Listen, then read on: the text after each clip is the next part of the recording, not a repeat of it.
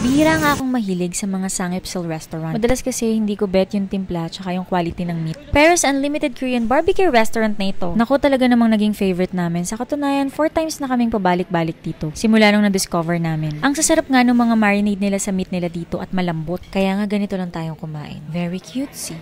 Very demure, very mindful.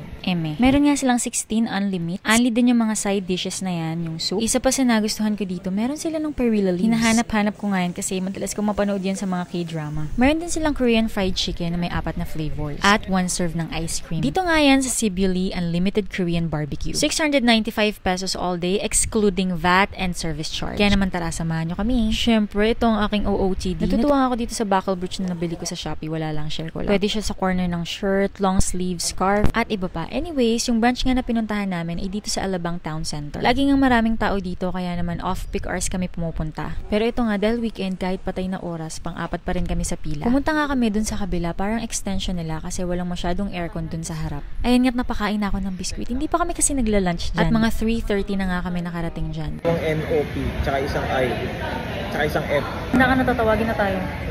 Baka nang pwedeng tawagin na tayo, please. Na kami. Tawagin na kami. Here's my number.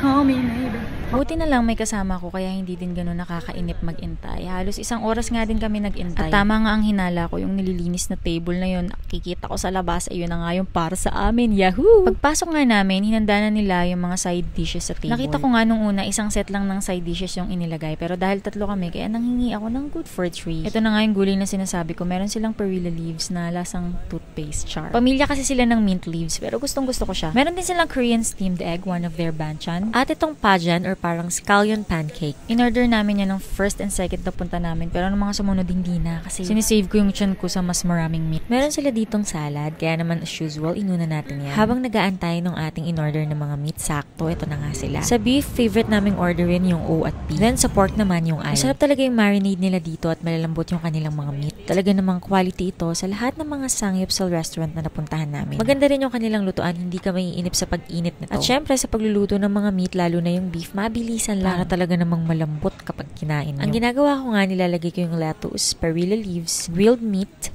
kimchi, pagkatapos ibabalot ko at ididip ko dito sa samjang sauce. Tapos ipapakain ko kay Kelvin dahil siya naman yung masipag mag-grill. Pero ang totoo na una na akong kumain yan. Gustong gusto ko nga din yung kanilang pickled radish. Lettuce, perilla leaves, samgyeopsal, and then kimchi. Gusto natin dito sa sauce.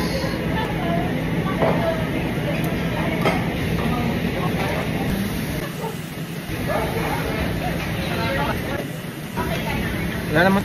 Lambot ah. Sarap.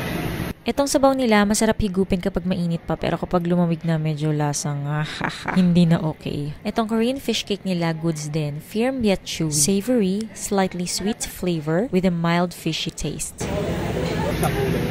Enjoy na enjoy nga kami sa pagkain nito. Tapos, ito na nga, tumulo yung sauce. Puti pa naman yung shorts ko. Buti na lang may baon akong brooch pin na binili ko sa Shopee. Diba ang cute? Wala lang, share ko lang. Unlimited din pala yung cheese nila dito. Magre-request ka lang. Huwag ka lang mahihiyang humingi dahil mabait naman yung kanilang mga staff. Syempre, ilubog natin yung meat sa cheese. Tapos, lagyan natin ng kimchi. Naku, panalo guys. At syempre, para iwas umay, kakain tayo ng kanilang mga pickled radish. Goods din yung cheese nila dito, mild creamy flavor. Bagay na bagay sa mga marinated meat nila. Uy, meron din pala silang chicken dito. 4 flavors, original, soy garlic, honey butter, at spicy. Naku, matutuwa ka sa flavors ng mga chicken nila. Hindi basta-basta, masarap talaga. At yung pagkakaluto sa chicken, malambot at juicy. Lambot ah. Naka-4 nga yan yung kapatid ko pero ako mas gusto ko pa rin yung beef para mas sulit. Napansin ko lang kapag mga pang ilang orders mo na, parang tumataba na yung mga binibigay nila sa'yo. Hindi ko lang sure kung nagkakataon lang pero sa 4 times na punta namin, ganun yung nangyayari. Meron din pala sila nitong 1 serve ng ice cream. Talaga namang masarap din. Sobrang creamy. Tapos meron siyang coffee jelly at stick. Pag nanghingi ka na ng ice cream, parang automatic binibill out na nila. Ito nga yung aming bill reveal. 2,196. 3 kami dyan. Meron din pala sila nitong kontra-usok spray. Overall, para sa akin, sulit at masarap yung kanilang mga meat at side dishes. Kaya naman 8.5 out of 10 sila sa akin. Yun lang, sana mas consistent pa dun sa meat quality at mas maging maganda pa yung ambience. Ayun lang, stay yummy and healthy!